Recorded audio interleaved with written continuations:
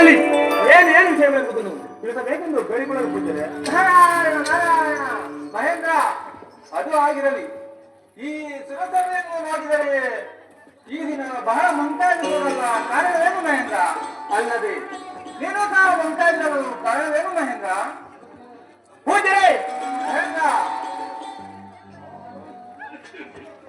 ಅವಮಾನದ ದೇವತೆಗಳೆಲ್ಲರೂ ಅಪಮಾನಗಳಿಂದ ಮತ್ತೆ ಪೂಜರೆ ನಾರಾಯಣ ನಾರಾಯಣ. ಮಹೇಂದ್ರ, ಅವಮಾನವೇ? ಯಾರಿಂದ ಯಾರಿಗೆ ಅವಮಾನ? ನೀನು ಹೇಳ್ತಿರುವುದನ್ನು ನೋಡಿದರೆ ನನಗೆ ಸ್ವಲ್ಪವೂ ಅರ್ಥವಾಗುತ್ತಿಲ್ಲ. ಬಿಡಿಸಿ ಹೇಳು ಮಹೇಂದ್ರ. ಪೂಜರೆ ಮಹೇಂದ್ರ,